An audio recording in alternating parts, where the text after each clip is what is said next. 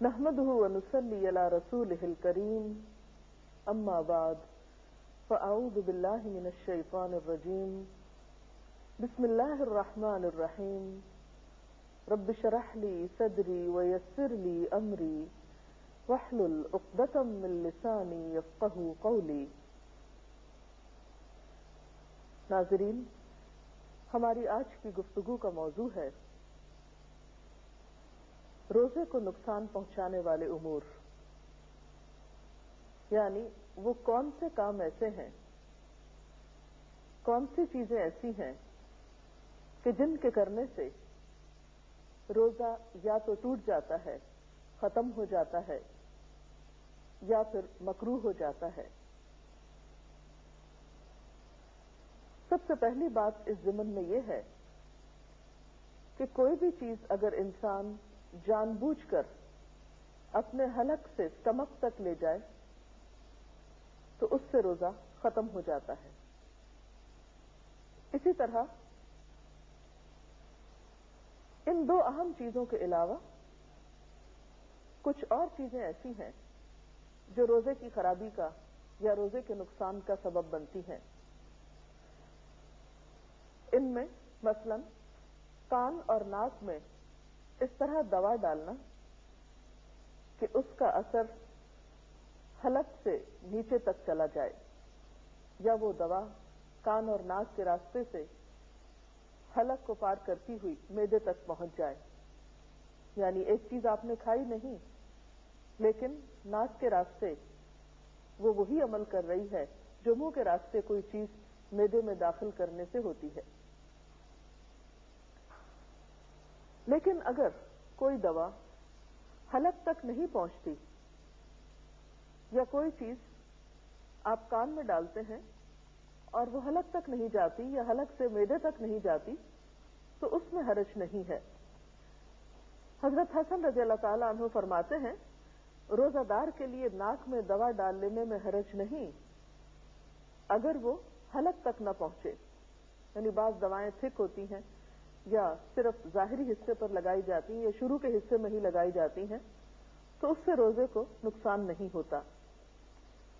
اسی طرح اگر کوئی شخص جان بوجھ کر قے کرتا ہے، مثلا حلق میں انگلی ڈال کر یا کوئی چیز ڈال کر، تو اس سے بھی روزہ ختم ہو جاتا ہے۔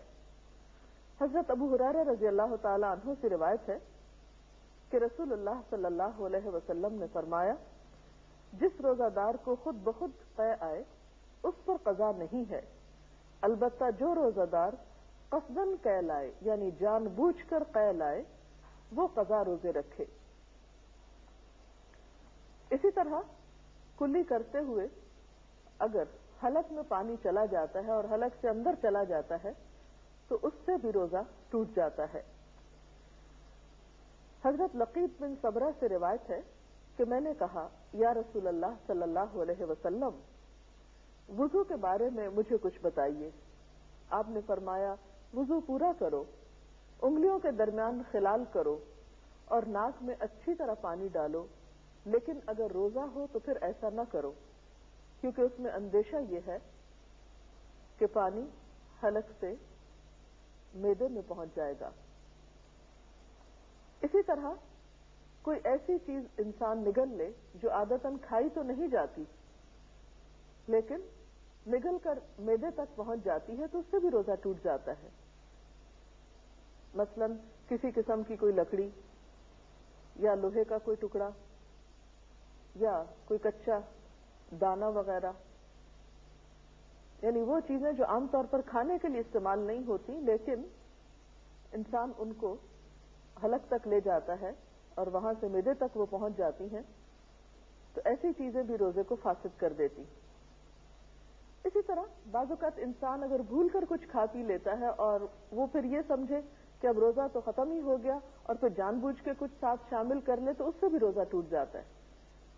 یعنی صرف بھول کر کھانے سے تو روزہ نہیں ٹوٹتا، لیکن کچھ بھول کر کھایا ہو اور کچھ اور ساتھ شامل کر لیا جائے تو اس سے روزے کا نقصان ہو جاتا ہے۔ پھر اسی طرح دن باقی ہو اور انسان یہ سمجھے کہ شاید سورج غروب ہو چکا ہے اور کچھ کھا لے، یا کوئی اور آواز سن رہا ہو اور اسے شبہ یہ ہو کہ شاید مغرب کی اذان ہو رہی ہے اور اس طرح وہ کچھ کھا لے اور یہ خواہ 5 منٹ پہلے بھی افطار کے ہو تو اس سے بھی روزہ ختم ہو جاتا ہے. اس روزے کی بھی قضا دینا ہوگی. پھر اسی طرح ہم دیکھتے ہیں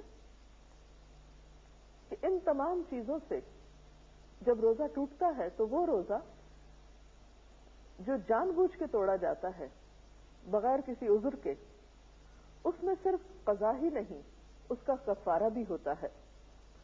اس کا کفارہ کیا ہے؟ ایک غلام آزاد کرنا، اور اگر غلام نہ ہو تو 60 روزے متواتر رکھنا کہ بیچ میں ناغہ نہ ہو، اور اگر پھر ناغہ کر دیا تو شروع سے پھر 60 روزے رکھنا ہوں گے، یعنی ابتدا سے اسے پھر شروع کرنا ہوں گے اور پورے 60 کرنا ہوں گے.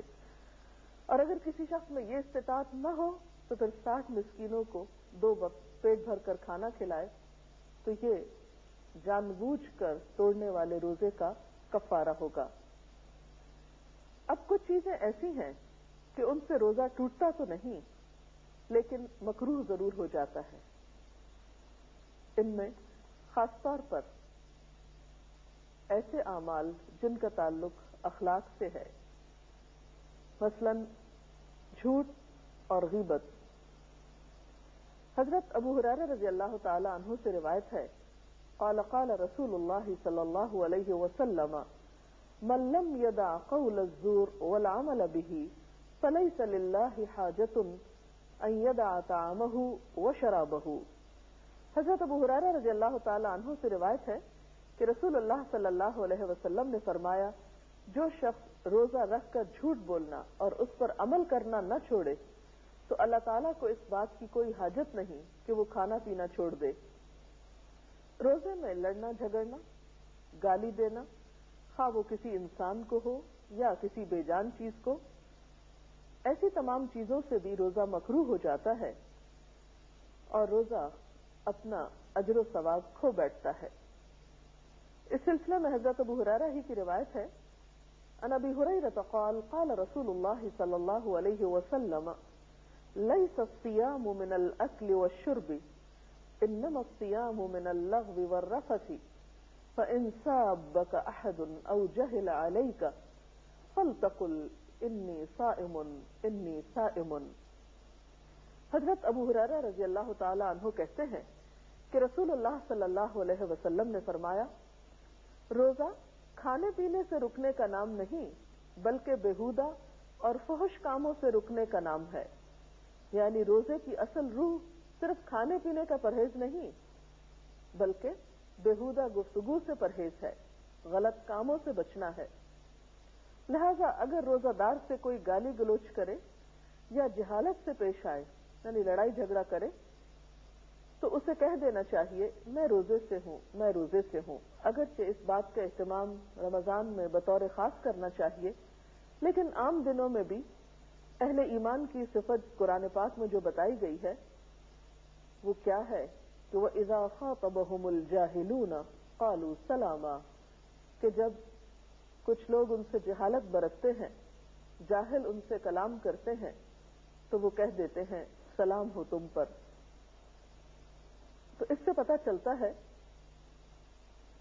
کہ روزے میں اصل تربیت جس چیز کی مقصود ہے وہ انسان کا اخلاق اور کردار ہے. اور جہاں تک کھانے پینے کے چھڑانے کا تعلق ہے تو اس سے بھی اصل غرض یہی ہے کہ انسان کو ایک تربیت دی جا سکے. اس کے علاوہ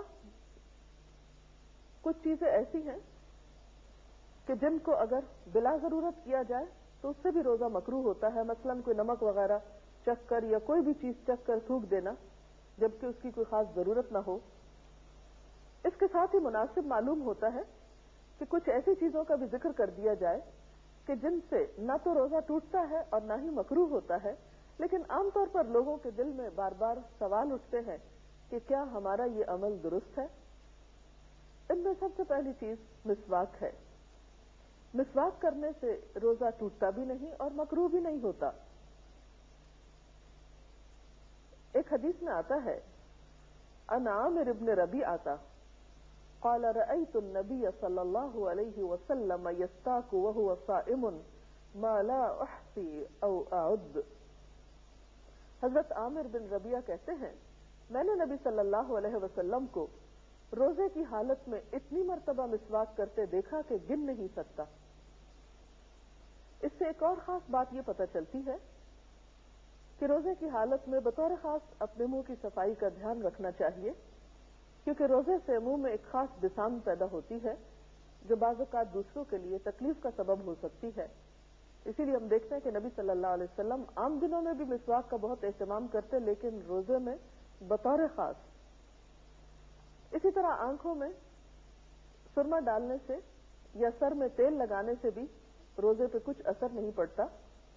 قال ابن مسعود اذا كان صوم احدكم فليصبح دهينا مترجلا. حضرت عبداللہ بن مسعود فرماتے ہیں کہ جب تم میں سے کوئی روزہ دار ہو تو اسے تیل کنگھی کر لینا چاہیے، یعنی اپنی حالت سنوار کر رکھنا چاہیے.